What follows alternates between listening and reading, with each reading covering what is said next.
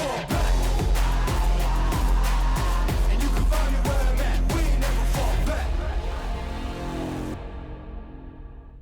What is up, ladies and gents? Welcome to the official part of the awards for the Winner Takes All. We're calling it 2022, but obviously it dates back to the first quintet that we had.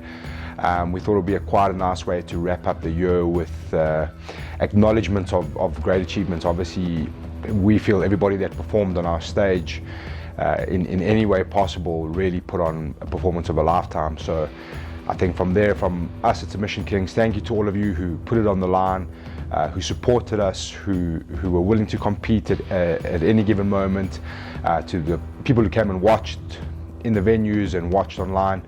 We appreciate you. It's been a massive year for us. I think it's been a massive year for Jiu-Jitsu in the country, and we look forward to 2023.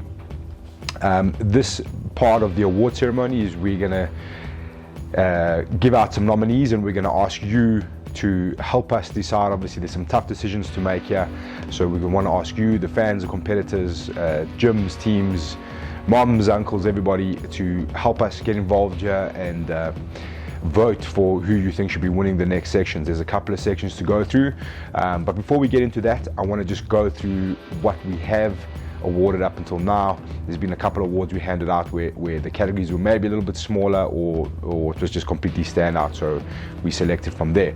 Okay, so let's take a look at what we've done up to now. Okay, first up was obviously the Combat Jiu-Jitsu Fight of the Year, and I think there was no doubt about this one. We got to see some great combat matches. One was the one that obviously stood out. Merrick Bengers versus Gary Smith was and I think still to this day, possibly our most watched video on YouTube. For obvious reasons, these two guys put on a hell of a show, and I think it was a bit of a no-brainer here for the Combat Jiu-Jitsu Match of the Year.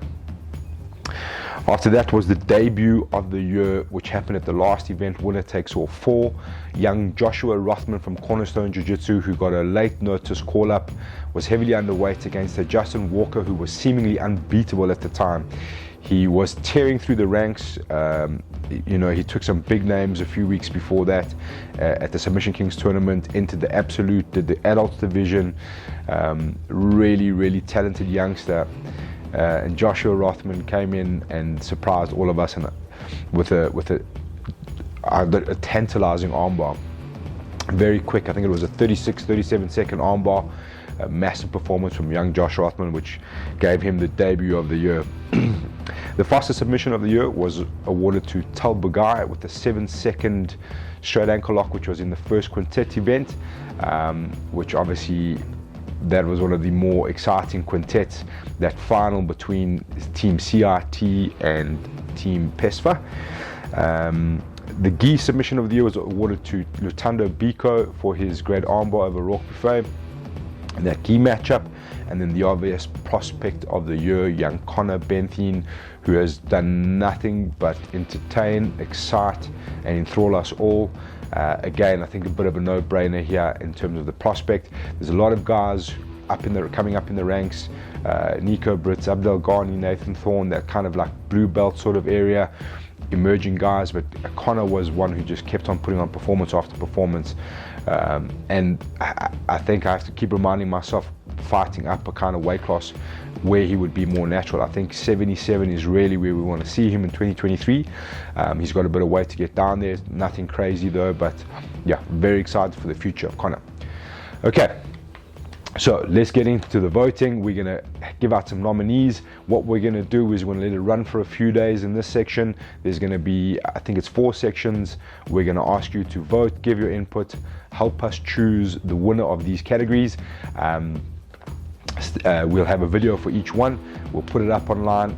Drop in the comments who you think should be the rightful winner and owner of this award, starting with the first one being the Quintet Star of the Year.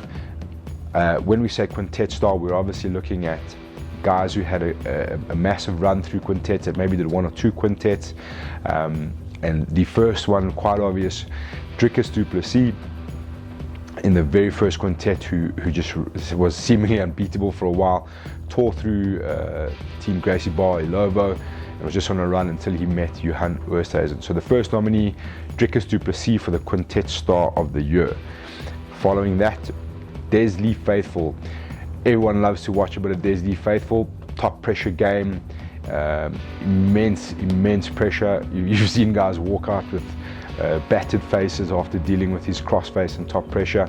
Desdi came in for his team, put on an emphatic performance. I think he had 2 or 3 wins in a row, and then stalemated it out in the last one against Brandon Ordeer, getting his team the win. Who can forget Dylan Carrera Miguel with a popped rib, winning it for the well-esteemed Filthy Wrist Lockers. Dylan obviously put on a massive performance there, and put on a massive performance from Sub Kings in general. And the last one, Johan Oosthuizen, who came onto the scene on the first Quintet. I think he still stands at 8-0. Just, I don't know how we're going to find someone to give him a hard time. But yeah, those were the Quintet stars: Drickus du Plessis, Desdi Faithful, Dylan Carrera Miguel, and Johan Oosthuizen. Please help us, guys. Drop your comments down below in the sections on Instagram, Facebook, YouTube, wherever you see this video. Give us your vote. We're going to let it run for a few days, and we're going to award the winner.